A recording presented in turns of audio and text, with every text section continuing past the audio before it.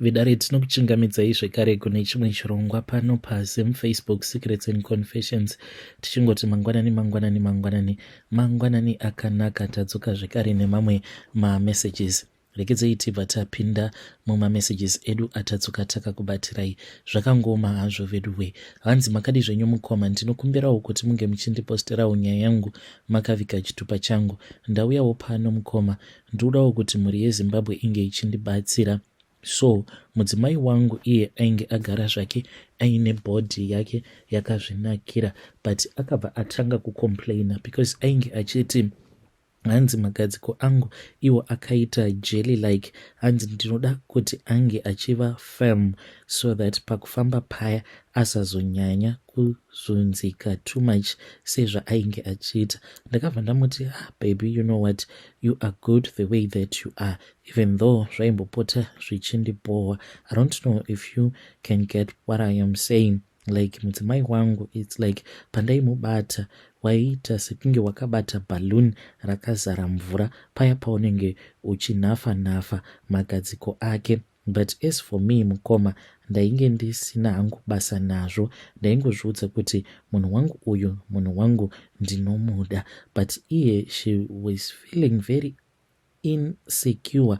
I really do not know, but hapana kana rimwe zuva haro apo pandakambomubudira pachena kuti baby, magadziko ako awa like akanyanyisa kuzara mvura, very loose. But mudzimai wangu akangotanga kungonditi ndoda kunwa mapiritsi so that ange achizoita firm.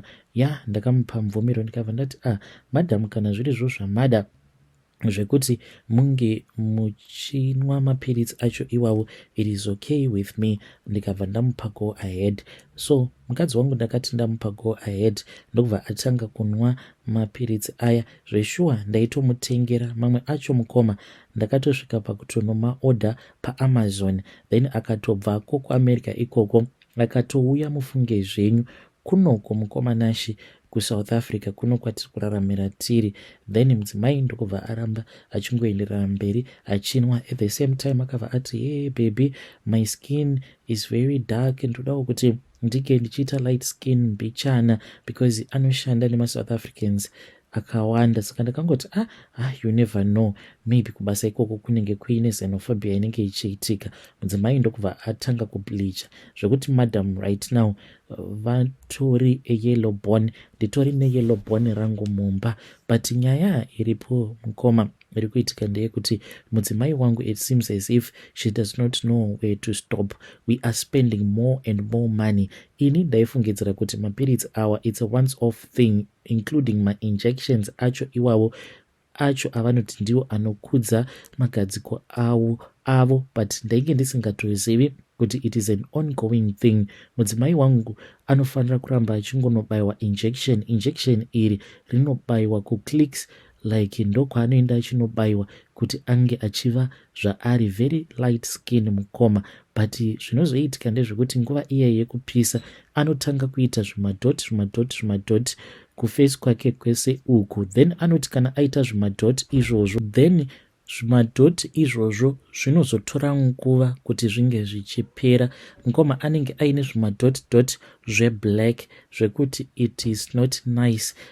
And iye anobva atanga futi kuzora mamwe mafuta awo anozoita kuti face yake inge ichizosara iri clean. Yes, anenge ari flawless, but semunhu wekuti ndinogara naye, it is no longer attractive kwandiri. Iye aiti murume wangu, uchaona zvako kana ndikangogara ndaita yellow bone. Sabhuku ava vanenge vava kungogara vakatsamwa. Hazvichokwadi mukoma. Mazuva ekutanga ndakatombovhunduka mudzimai wangu, ndaiti ndakamutarisa munhu wangu ndainge ndava kutokwanisa kana kutomuona nemurima.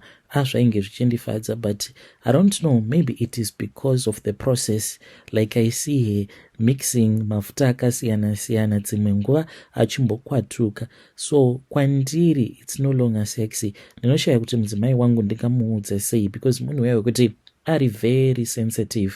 Mudzimai wangu iye akabatwa chibharo zvekare. Ndo imwe nyaya yandanga ndakanganwa kukuudzai kuti ndo zvakaitika kwaari mudzimai wangu. So andizivi kuti is it because of izvo zvakaitika kwaari achiri mudiki here, kuti kubatwa kwaakaitwa chibharo ndokunokonzeresa zvose izvozvo zvekuti ange achiva very insecure. Apa muone zvenyu mudzimai wangu atorine a very good body structure, but ndinoshaya kuziva kuti what is she trying to prove.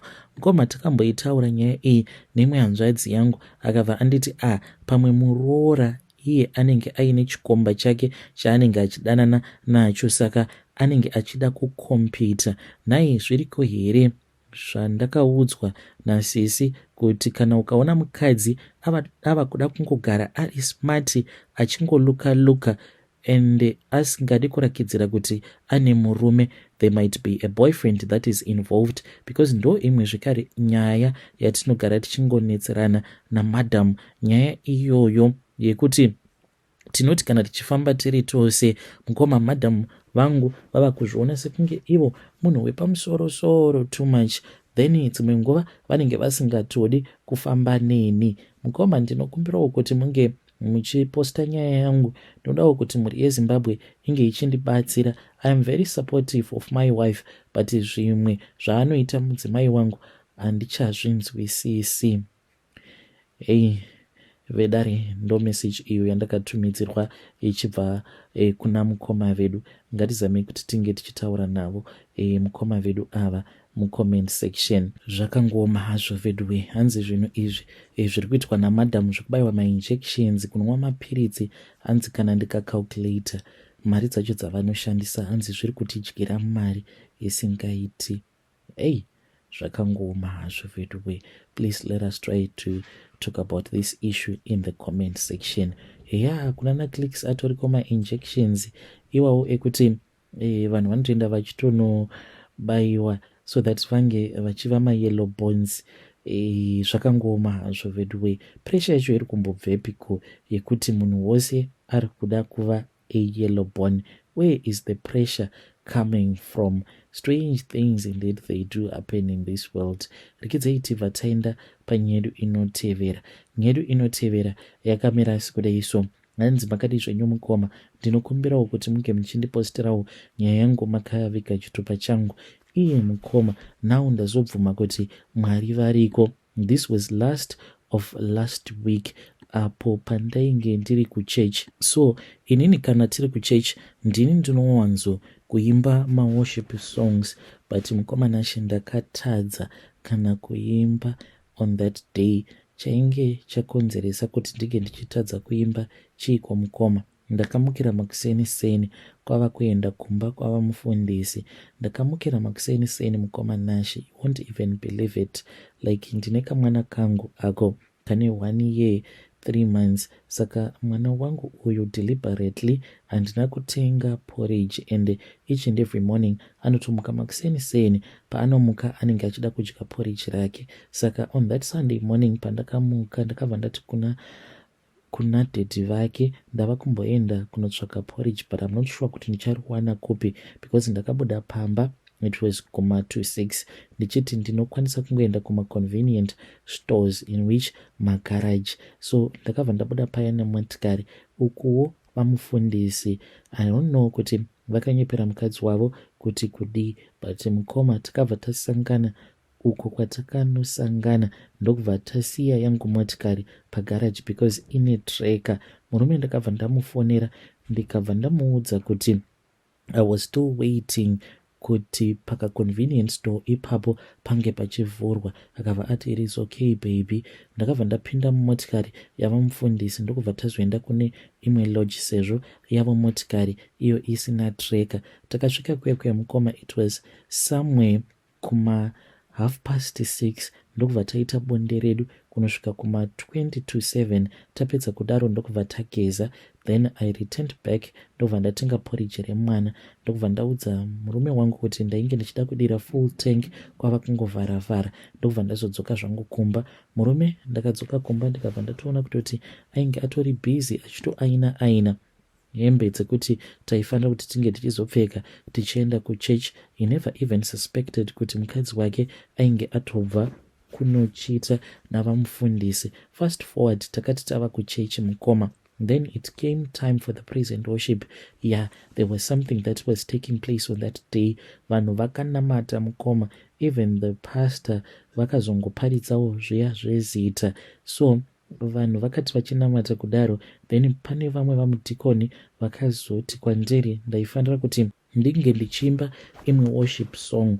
Mukoma Nashe ndakati ndichinotora mic paya ndakatadza kana kuimba, ndokubva ndangotanga kuchema. Ndakachema mukoma. Vanhuwo pavakandiona ndichichema vaitofungidzira kutoti zvimwe kuda it was the work of the Holy Spirit, but ndakangotanga kungofunga kuti saka izvezvi zvandiri kuimba. Ndokubva ndatarisana navamufundisi, takangotarisana vakatarisa kusaidi. Ndikatanga kufunga kuti uhwu ndohunonzi upombwe, kusvibisa chechi yaMwari. Here I am singing, standing in front of the church. Apa ndabva mukuita bonde navamufundisi. Ndakabva ndatanga kuchema mukoma kusvika ndapfugama pasi, because ndakangozviona ndichifamba ndiri murima. So ndiyo secret yangu iyo yandiinayo, but now I want to confess kuti zvechokwadi kuna Mwari kudenga. Nekuda kwezvakaitika musi wacho iwoyo, ndiri munhu anoimba mazvinzwa, but voice rangu on that day ndakanzwa kutoti voice rangu rainge rakavharwa nesomething, and I know that it was the Spirit of God. Zvekuti pakazotouya umwewo uyo akabva atanga kuimba in my place, ndikangoramba ndichingochema chete. Mukoma Nashe, kana mukaposta nyaya yangu ndodawo kuti munge muchizondiudza, ndichange ndichizoteverera ndiri mucomment section. Vedare ndo message iyo yandakatumidzirwa ichibva kuna vanzvadzi vedu. Ngatizamei kuti tinge tichitaura navo vanzvadzi vedu ava mucomment section. Zvakangoma hazvo vedu we. Hey. Yeah. Aiwa, ichocho ichokwadi chamataura kuti kusvibisa chechi yaMwari. Mungati makuseni mabva kunoita zvamakaita navamufundisi. Ava vamufundisi ndo vachaparidza, imiwo moimba. Yeah. If you have any scandal that you know that is happening kuchechi kwenyu, maybe panenge paine scandal yaunenge uchiziva uchiya kuti ndoudzani, you can come to my inbox and you tell me your own side of the story. Rekedzai tibva taenda panyedu inotevera. Nyedu inotevera yakamira sekudai so.